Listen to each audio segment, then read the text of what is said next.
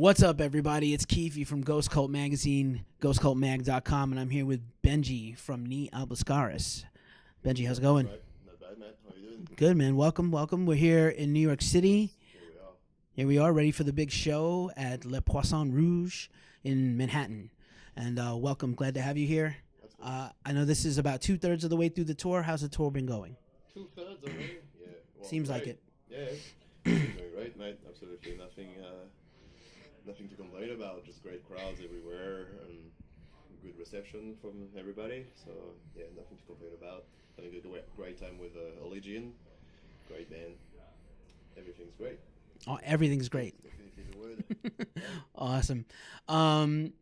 You guys are out on the road supporting the new album Earn on Season of Mist. It's out now. It's been a sensational response. I think the record's phenomenal. Definitely, if you haven't picked up this record and listened to it, you screwed your life up in 2017. How do you feel about the response to the record? How do I feel? I feel great. So far, so good. And of course, it's been a good ride. Like, it was a pretty tough album to record personally. So I'm glad it turned out pretty well. Of course, it's different from all the others, but that's what we do. And I think that the songs from the new album actually blend really well with the other songs live. And I think tonight's show is gonna be the proof of that.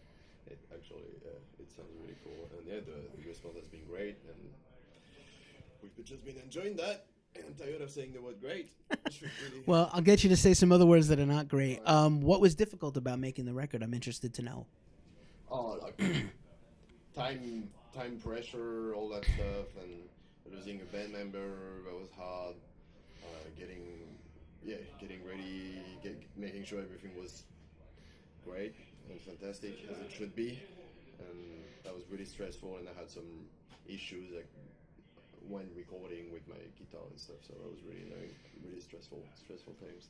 But that's cool. It's over, and yeah, now we're enjoying the fruit of the hard work. Nice. So that's cool. Awesome. Yeah. Why? Was there pressure internally from the band just to kind of take things up? I mean, this is definitely a marketedly different album than the last couple. Yeah, I guess it would be. It would still appeal to a lot of those people, I think, from the first albums. Yeah, we just try. Like, if you're not moving, you're dying. So you gotta try different things. We've been doing that for like 10 years now. Right. We're all a bit different. We all do different things. We like different stuff. So you gotta hear that in the music eventually. Right on. And I know the band is 10 years old. You've been in the band almost 10 years, I think. Yeah, and next year will be 10 years for you personally. What do you think has changed from the first demo days to now in terms of, writing and recording? Oh, a lot of things. Yeah, we don't really jam and record the same way we used to. Like when we first got together, when I joined the band, at least we were jamming like twice a week. And then we started just jamming once a week later on when we got, into a better level. And now we all live in different parts, and now we jam like when we have to tour. Other than that, we just write on our own and you collaborate on that. But that's what we're gonna have to do from now on. But from Earn, we were just still in the jam room doing all that stuff. And I guess a lot of lots of things have changed when it comes to that, I suppose. But it's still like a few of us would come with like riffs and ID and just play it in the jam room, and then we just expand on that. It's pretty basic, I guess. Cool.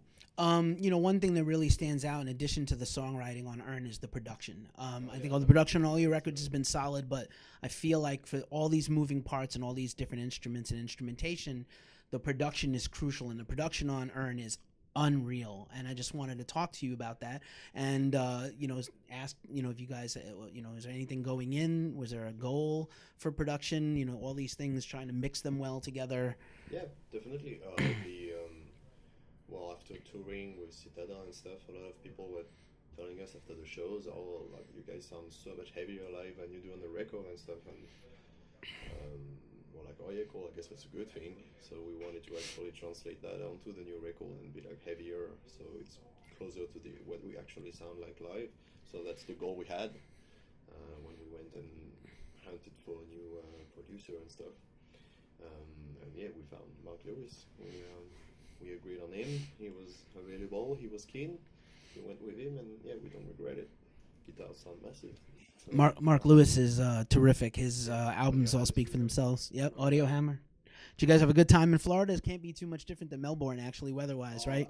Only him went for the mixing process to help with that, but like no, he's the only one who actually went. Oh, okay. Other than that, we recorded our parts in Melbourne. Oh, okay. With our usual sound guy, Troy, who's doing our sound tonight. Sure. So we recorded everything at home with him, and Mark did the mix and master.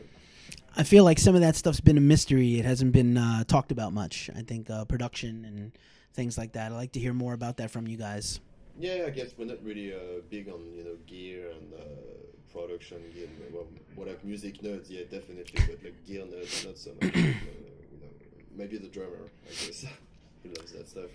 But yeah, we don't really talk about that much. I guess I suppose, but it is of course very important. And we did the first 2 albums with the same guy, Jens, in Sweden, who's like really famous, and it was great. It suited us well, but I guess we wanted to go for something heavier and a bit more closer to our live sound. And being a guitar player, do you work out all your parts in advance? Do you allow any parts to be live in the studio? There will be happy accidents eventually. That does happen. Other than that, no, of course, everything is written and rehearsed, so I can just get in the studio, smash it, and leave. Nice. And do you, go traditional and mic up amps, or do you do a lot of modding and tone building? We do both. Like, we do DI recording and amp recording. Okay. So we do both, so we had that option, and we ended up. Well, Mark ended up reamping all of our stuff because just the way he does it, it works better in his mix, which makes sense, and it really did. So it is what it is. He's definitely better at getting a great guitar sound than I am.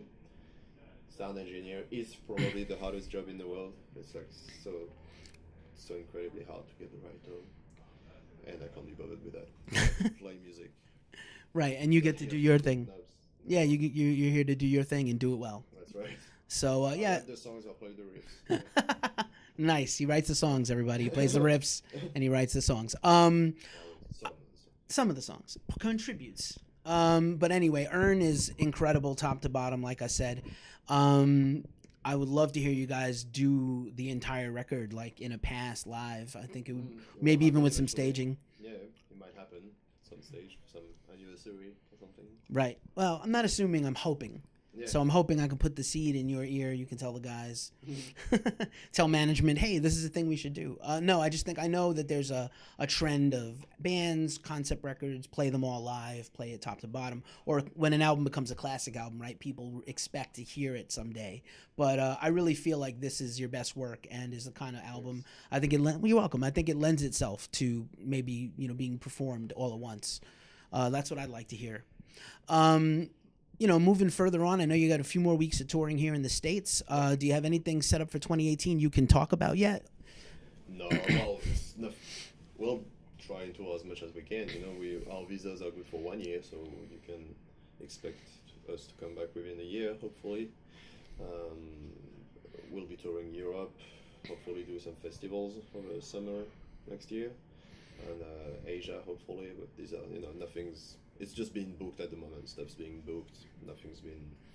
There's nothing to announce yet. All right, we'll look out for that. One thing I did want to ask also was, I think we've been talking about this with different bands lately. What is progressive music? What is progressive metal? And it's a crazy topic, but I wanted to ask your take on it because I think what progressive can be is all over the map. You guys are definitely progressive in an extreme way. Other bands are different. What's your take on it? What were some of the things that created the band and this style and pushed you toward this music? Well, maybe the fact that we all listen to so much different stuff. Like I guess that's the progressive stuff in that way. Maybe it's just it's such a wide word. Everything's progressive these days, I suppose. Nobody cares much about the boundaries, I guess. That's a better way to put it.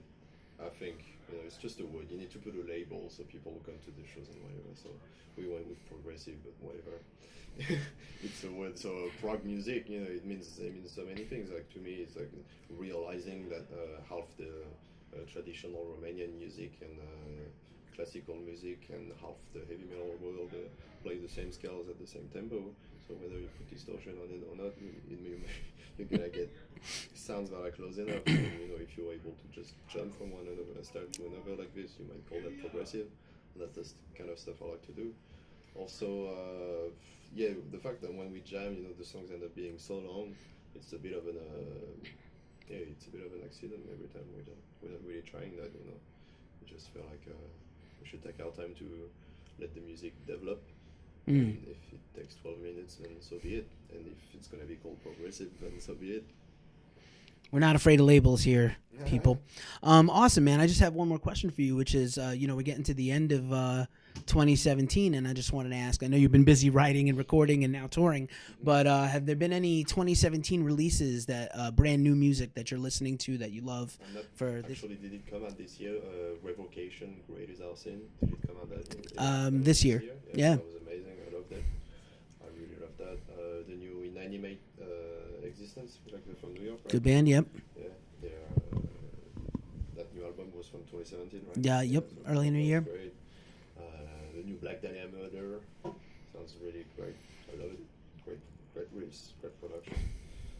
The new Oxpire from Canada. Sure. That's like for like the extreme death metal. Yeah. That's the kind of stuff that I heard this year so far, that I was really impressed with and really enjoyed.